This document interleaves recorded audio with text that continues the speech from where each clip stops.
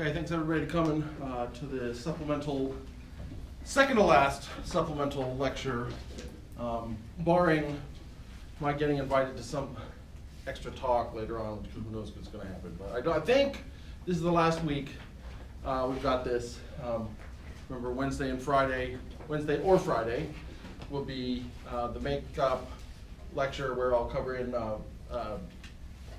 midterm prep. So ideas for what's going to be in the midterm, and we'll go over stuff, so review type stuff. Your midterm, remember, is a week from Friday. So it's not this Friday, it's a week from Friday. No class next Monday and Wednesday. So you'll have all week to study and work on your homework. Homework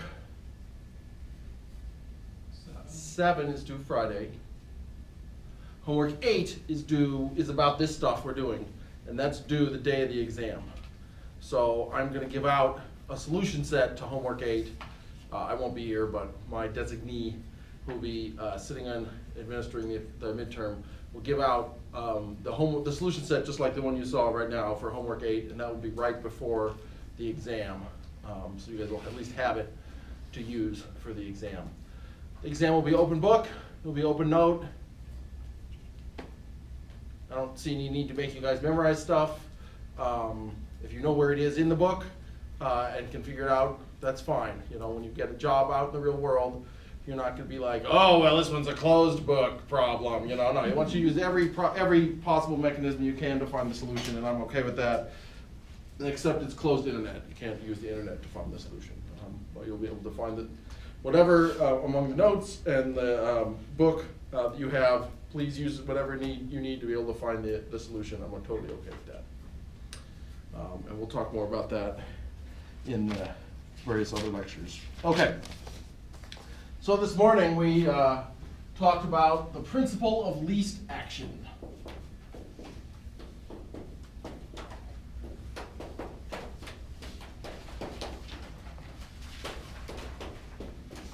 Also seems to be what academic leadership tends to advocate for. I don't know, the provost's office always wants us to do the least possible thing that will kick the can down the road and let things move forward, okay.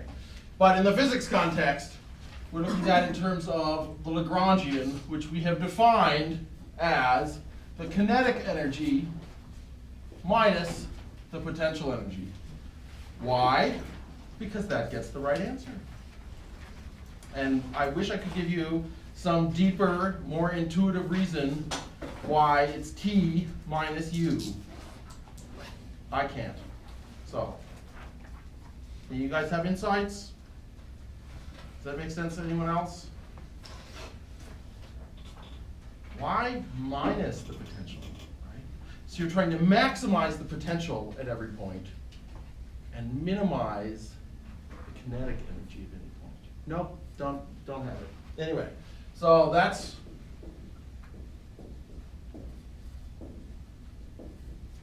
the job, and we have to figure out the whole point of Lagrangians, unfortunately, is to sort of close your eyes and apply the math, and you should be able to get to the answer sometimes much easier than you would using a conventional F equals ma type approach. But is this going to gain you some critical underlying insight into the physics? Yeah, maybe not. Just saying. Okay. So, one of the things that Lagrangians do well is to work in constrained systems. So let's imagine we have a constrained system here. We're going to take a pendulum.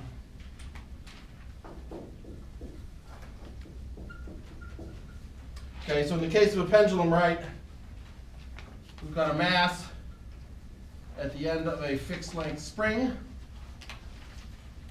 and we want to figure out what it's going to do as a function of time. This you could solve in 2 dimensions, right? So you could figure this out in x and y. There's nothing wrong with that. It's just unnecessarily complicated. One of the things that Lagrangians are really good at is allowing you to apply the number of equations to the problem that correspond to the number of actual degrees of freedom in your physical system. So in this case, there's kind of only one degree of freedom. You can only do one thing. You can only move in one direction at any given point. And so, because of that, we're going to assume that instead of x and y, we're going to say that square root of x squared plus y squared is always equal to L, the length of the string, in this case, at the end of which the mass sits, in which case we should be able to figure out L in a much more straightforward way. L, the Lagrangian.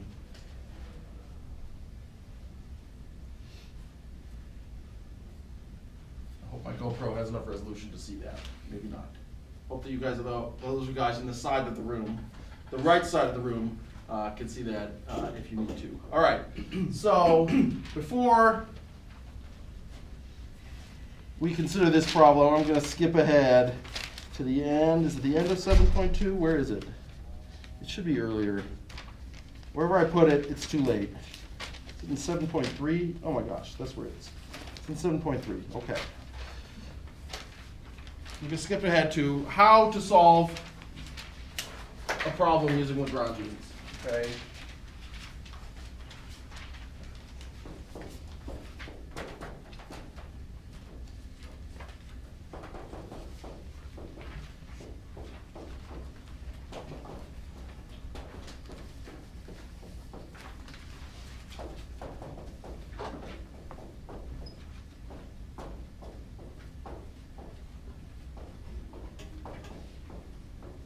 Okay, so this is a sidebar. This is how I want you to go about, when you encounter a problem with Lagrangians, how you plan on solving it. All right, so let's do that. Number one is to write your Lagrangian in any reference frame.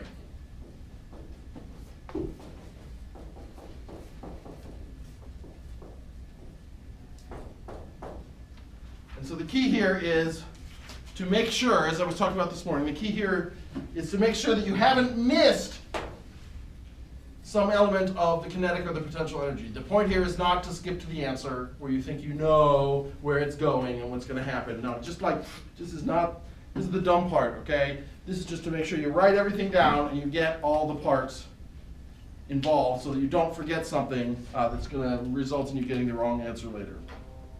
Okay, step two is to choose your generalized coordinates.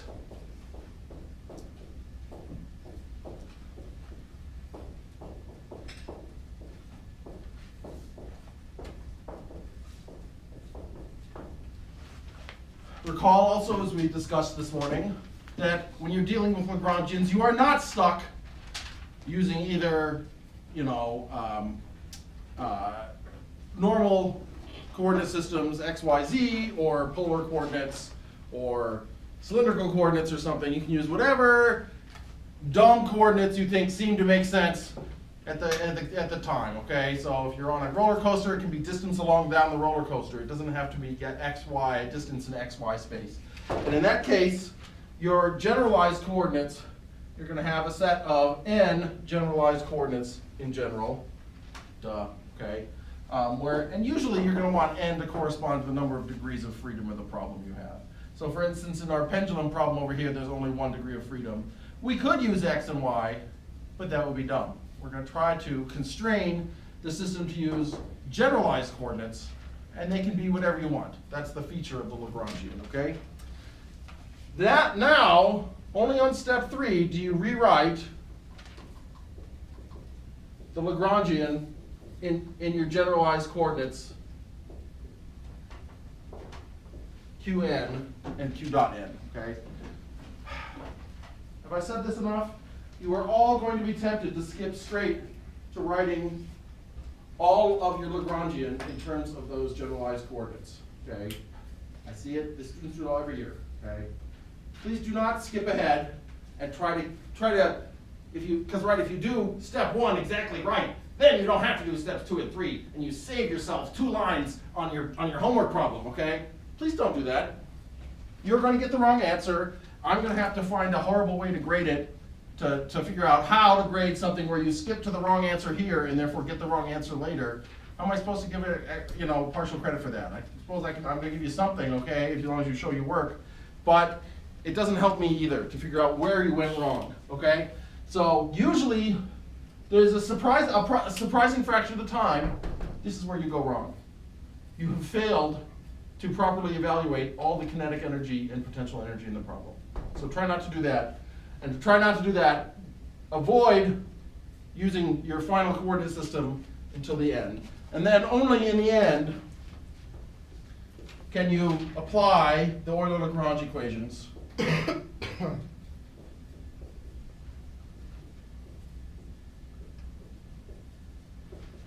in each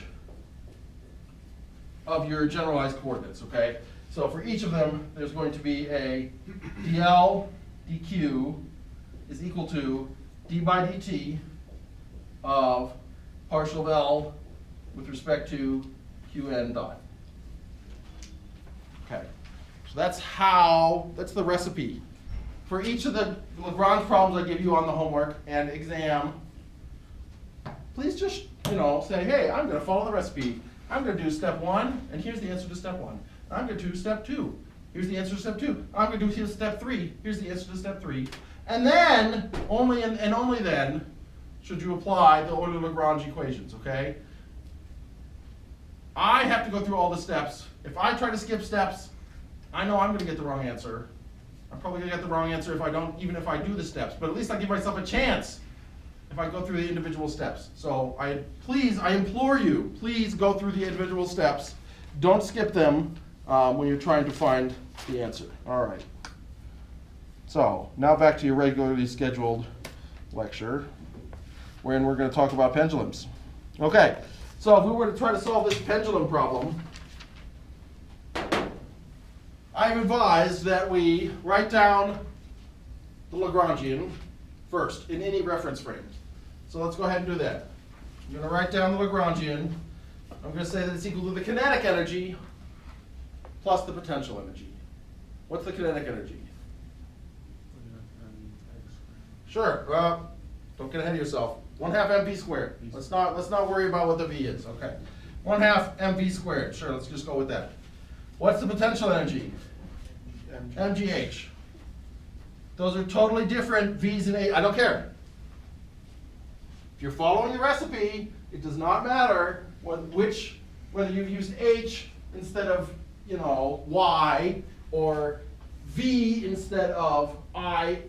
You could also do that with using I omega squared, right?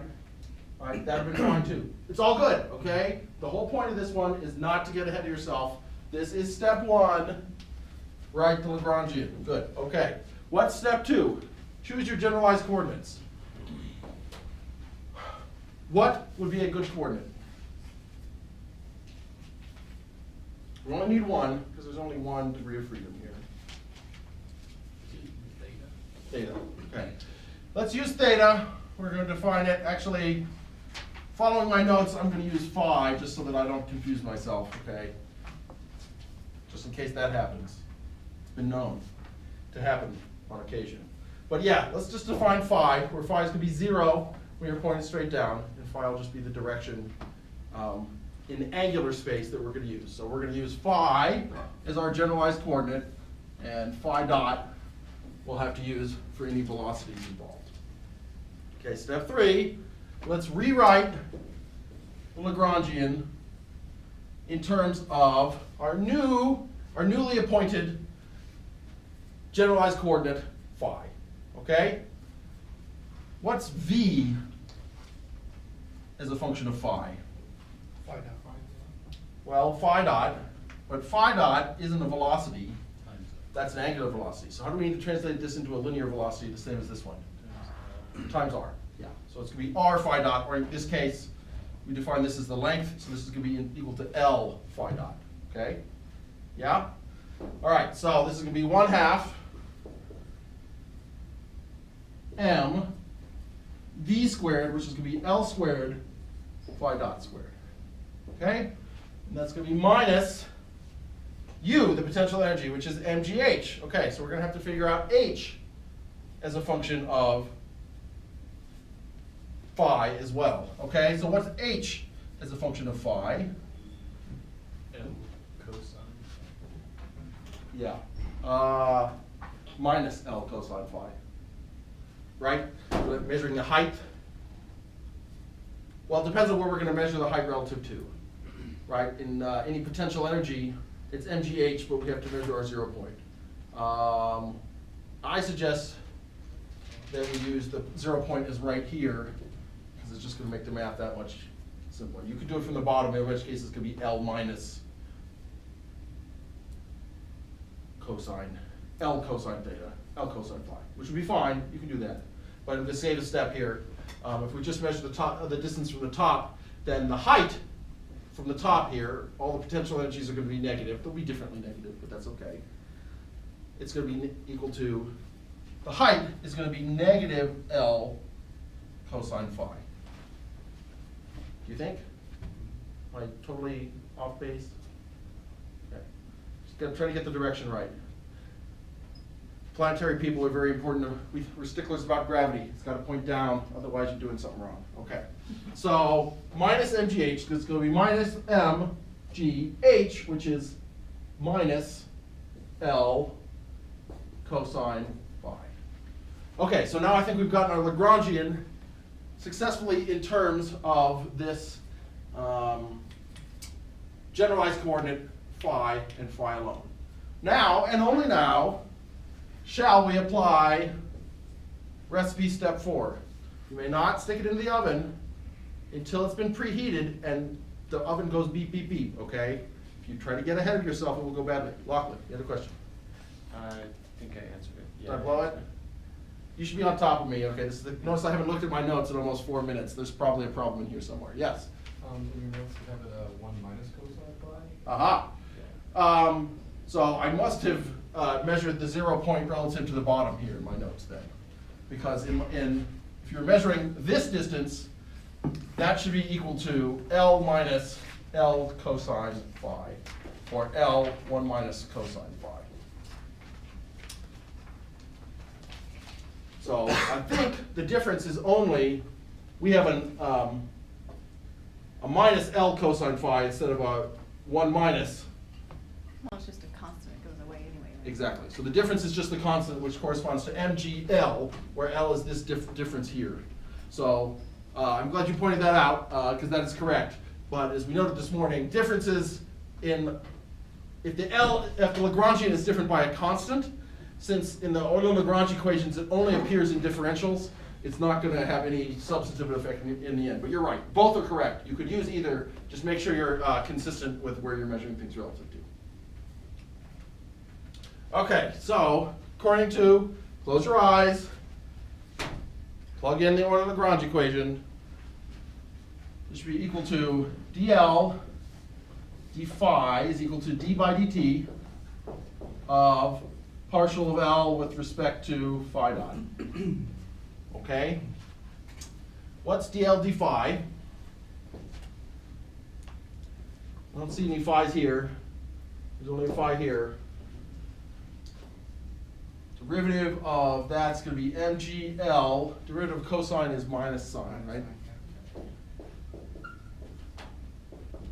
That's equal to d by dt of dl d phi dot, which is going to be 2 phi dot. The 2's are going to cancel. Then we get m L squared phi dot.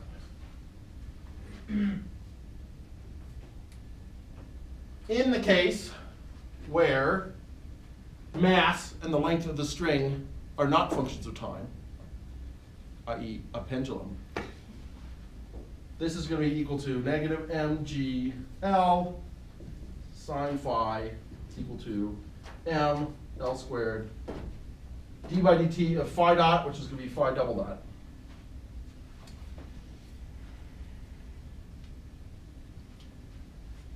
Or, once we solve this, phi double dot is equal to, the masses are going to cancel, one of the L's is going to cancel, we're going to get negative g sine phi over L.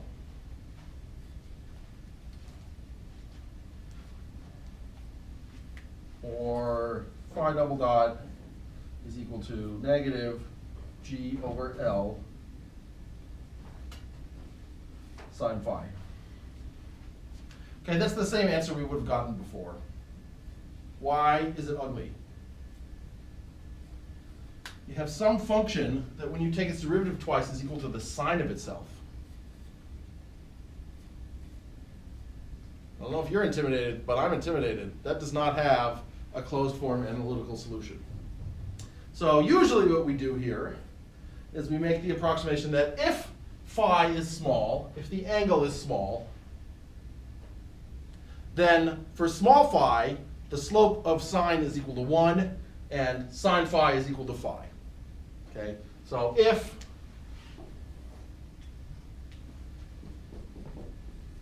phi is pretty small, then in which case you get phi double dot is equal to negative G over L phi. Okay, well I can solve that. That ends up being the equation for a harmonic oscillator that we had before, where phi as a function of time is going to be equal to some amplitude times sine or cosine, whatever you want, omega t minus delta, where omega, in this case, is equal to the square root of G over L, is the angular frequency. So that's the solution. What was I supposed to say about this in my notes? Okay. Ultimately, once we apply the Euler-Lagrange equations, we ended up with these two bits, which are actually kind of the same bits we would have gotten, of course, had we done this the conventional way. I would hope. I mean, of course, everything should end up the same in the end. This bit here is once again the generalized momentum.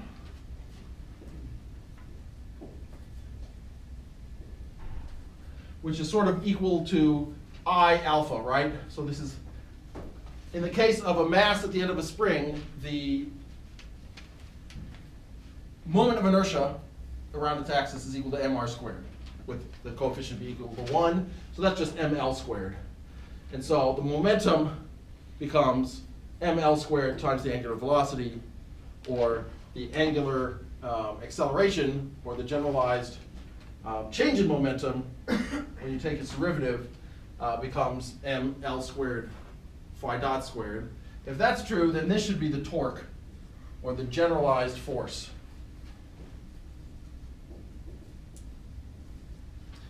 Is that right? The amount of torque going on. Well, there shouldn't be any torque if we're at 0, because the total torque, how would we have calculated the torque back in Phys 211? R cross F. Yeah. Okay? I agree with that. The magnitude of R is always going to be L. The force is always going to be the same too. It's just going to be mg. The difference is the directions that those point, right? So the direction R is always going to point in the minus y hat direction. F is going to point in the r hat direction. R cross F. So if, I guess I've defined phi as pointing this way, which is kind of awkward. That's okay. So the direction is going to be this way. The force is this way. So we take R cross F. Now that torque should be in the direction out of the board, right? So I don't know how you guys calculate torques in this kind of a case, but this is how I do it. You can apply that horrible equation with the x's and the y's and the determinant. Yeah. It's not a good case for that. If you can figure out the direction, so the direction is going to be, if this is x, this is y, then z is out of the board.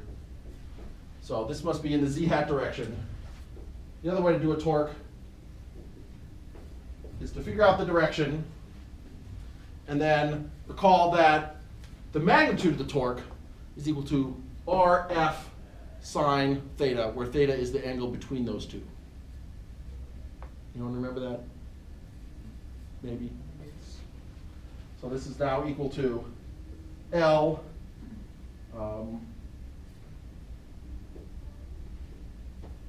times mg times, the one difference between them is going to be sine phi. Why do I have a negative here? Good question. Probably because of the dumb direction I defined my phi in. Why would I define phi to be that way, right? Shouldn't usually measure it clockwise? I guess not.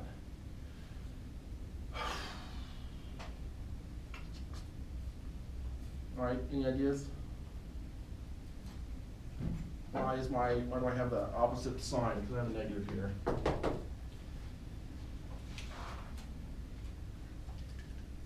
think it is. I think it's because, We have your negative y hat, is that why? that's true. Or if you just make that, negative R cross. Right, so but my directions, let's just determine the direction. R cross F should be in this direction. But I think, because nothing actually changes. If I were to change the direction of my phi, it doesn't change anything. Yeah, you got an idea? Is it because, well, I'm wondering, if you do your L along the length, right? Uh-huh. And your convention is outward is positive and inward is negative, then it's the difference between centripetal and centrifugal, right? Yeah. One's the torque inward and one's the torque outward, which they're essentially the same thing, it's just the direction. Well, this isn't the force of constraint, this is the torque that gravity is providing on it, right? Yeah. So you're right. I mean, gravity should be pulling it, that's actually pulling it that way, right? Because the d theta dt, or sorry, the change in angular momentum, if you just hold it here and let it go, what should happen? It should start going this way. Okay, no, that is this way. Yep. So that's okay. But that is in the negative phi hat direction. All right, you got me. I don't know why I'm not coming up with the correct direction there. In this case, though, this is correct, right? Because the differential equation you needs to be a negative here. So when you take the derivative twice of the sign, you get a sign, but minus. Otherwise, you're not going to get the right answer. So why am I not getting the right torque? Equals I. Well, okay, that's why you don't do it the normal way. Don't do it the old way.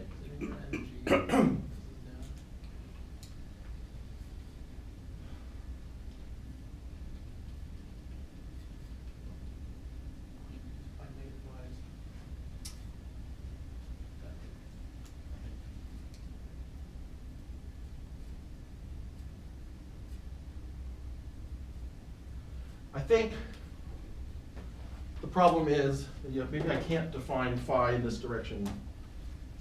Right? If I were to define phi in this direction, right? Now this would be negative, and sine phi would be negative. So you'd end up with, in order to get the positive direction, you would then need to have a negative out front here. Maybe that's it. Or we could do the actual explicit R cross F in the way we probably should have done. When I said you shouldn't bother to do it, here's why maybe you should have done that way. Along as R is defined as length L towards your data. Well, L is just a scalar. It doesn't have a distance. But R is in this direction. R is from the fulcrum, right? From the axis point. Okay. Anyway, in this particular case, you end up with a generalized force that hopefully has a negative in order to have it come out right. But remember, this whole like pendulum problem, we all lie to you when we tell you there's a real answer, right? There's only a real answer, there's only a analytical answer in the case where phi is always small, where you just tilt it a little bit and it just moves a little bit. If you actually want to move it at any decent distance where phi is larger than about 10 degrees or so, this approximation starts to break down and you need to use the full thing. You need to integrate this numerically. There's no way to do it. There's no way to actually just solve the answer. So someday, if you take numerical methods, maybe they'll have you do something like that, figure out how to actually get an answer here. Because it's not as simple as just, yes, you can get an answer this way, but it's not necessarily a super useful one. Okay.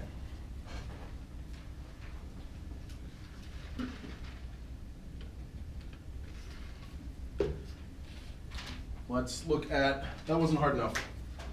Let's look at the double pendulum.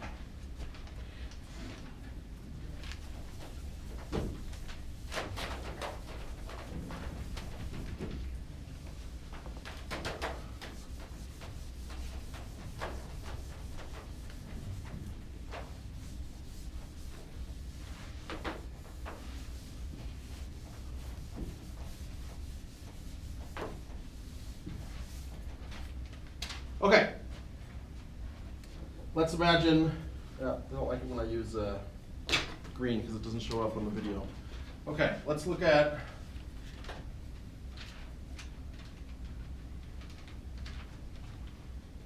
a double pendulum, which we are not going to totally solve. Those of you that have encountered these before, you will know that they are a disaster. Well, they're not a disaster, they're just super hard, okay? You think just adding two pendulums together, it wouldn't be that bad. It is that bad. So we're not going to fully solve this problem, but we're going to get started. We're going to define two angles, phi 1 and phi 2. And so if we were to try to figure out, let's assume that the length of these could be different, so we'll call them L1 and L2. If we were to try to solve this, what would the Lagrangian look like?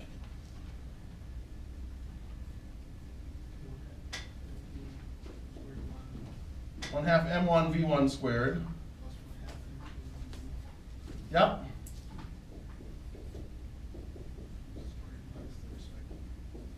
Minus?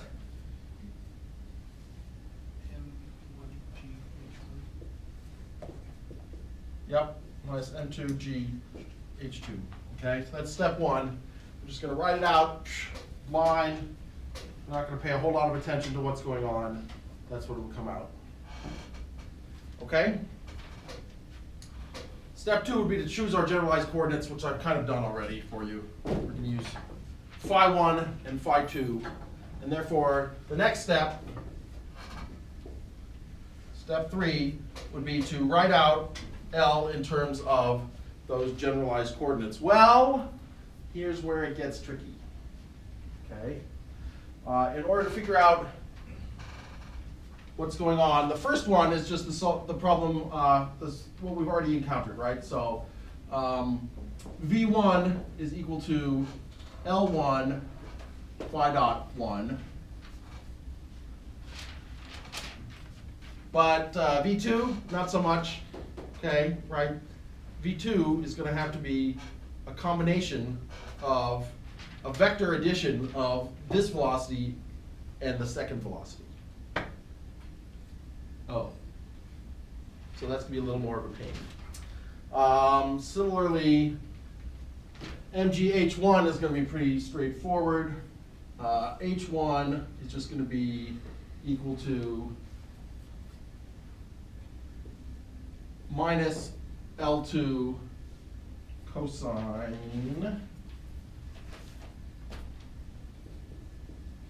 of phi 1, sorry, L1 cosine phi 1 H1. You have two L2s Two L2s down here. on your diagram. Oh yeah, that's why. See, it was my previous me's fault. There you go. All right, L1. That makes more sense. So So that one's pretty straightforward. What's H2 though? Right, H2 is gonna have to be equal to minus L1 cosine phi 1. It's gonna have to be equal to this distance plus another distance down here, which is gonna be minus L2 cosine phi 2.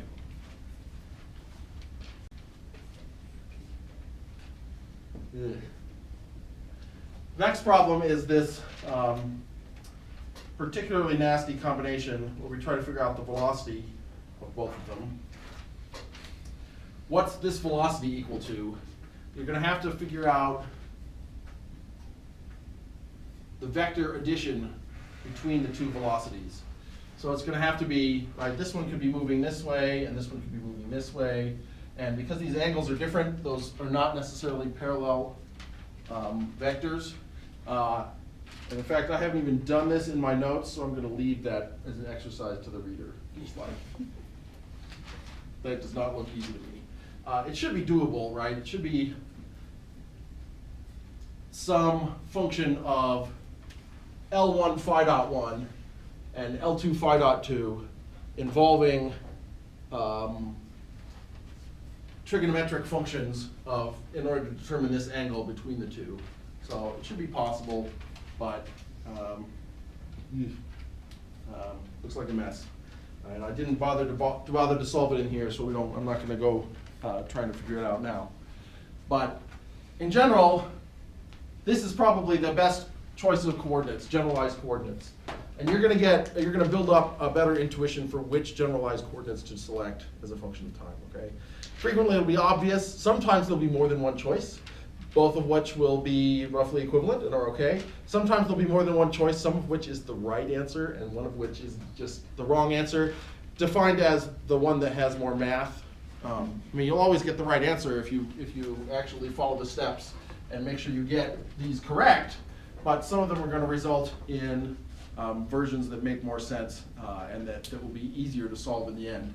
And the way to do it is to apply your intuition as to essentially what's moving independently, right? So a problem with this choice is that, right, L2, or phi 2 I should say, really the angle is dependent of phi 1, but the velocities and the positions do depend. They depend critically on the position of the first one. And that's why this is such a difficult problem to solve and why it's such a difficult one to set up, even in a Lagrangian type system. Okay. The last little annoying, I have a couple of little annoying sort of extra things I want to say about Lagrangians that, aren't exactly necessarily super practical and going to like help you solve a whole bunch of the homework problems, but good things to know about when to apply them and how to apply them, and when they can trip you up and what to look out for.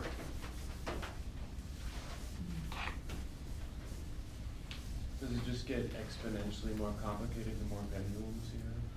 Or- Well, yeah, it's probably geometrically more complicated in that, yes, the third pendulum is going to depend on the position of the second pendulum, which depends on the position of the first pendulum. So yeah, I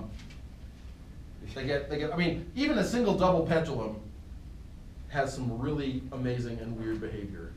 And I had one. I should bring it in sometime. Because if you just give it enough energy to start with, it will do amazing and weird things that it turns out you just can't calculate analytically. You could calculate them all numerically, but it's harder than it looks. Okay, so a couple of these side comments that I'd like you to know about, but are maybe less practical. Imagine instead you have a pendulum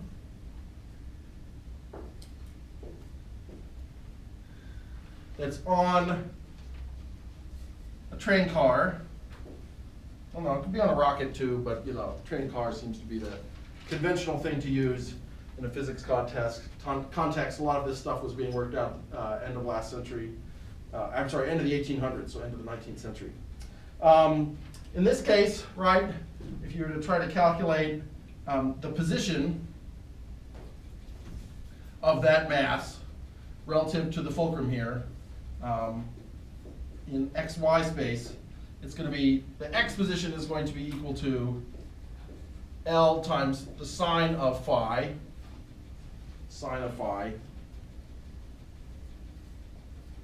Yeah, the x position should be a sine. But if this car is being dragged along by the next car, they're coupled, and this thing is going forward with an acceleration a, then what is the position of the train car as a function of time? Assuming it starts with 0 velocity and 0 position. 1/2 at squared, yeah. So you just went out one reference frame. Yes. So we're gonna watch this accelerating reference frame, therefore it's a non-inertial reference frame. This is not a Newtonian reference frame. The position now becomes plus 1/2 at squared, and then the y position is just still gonna be negative L cosine phi. Is that what I have in here? I have it as positive, but I don't know why I would say that, because it's not true. Okay, so what's weird about this is because, recall that inside your,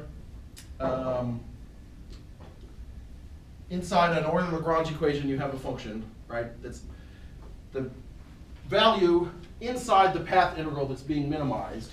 And in general, it's equal to, x and x dot and y dot, and what you're taking your derivatives relative to, which in this case is time. Most cases, your kinetic and potential energies aren't a function of time, okay? And in those cases, the system is called natural.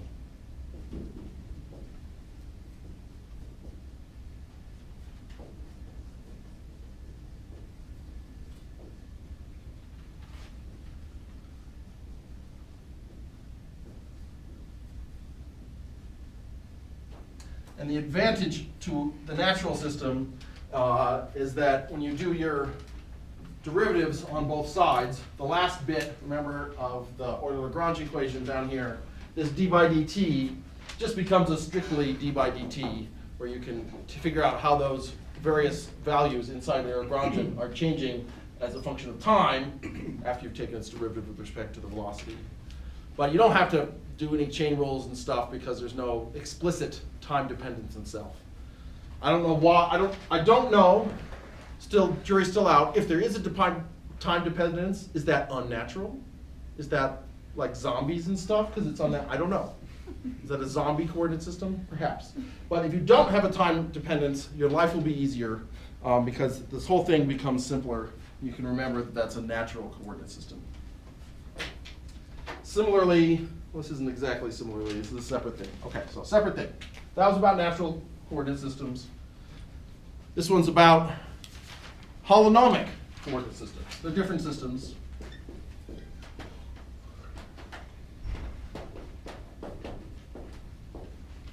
So holonomic systems are defined as ones where the number of degrees of freedom is the same as the number of total coordinates that describe a system. All right, so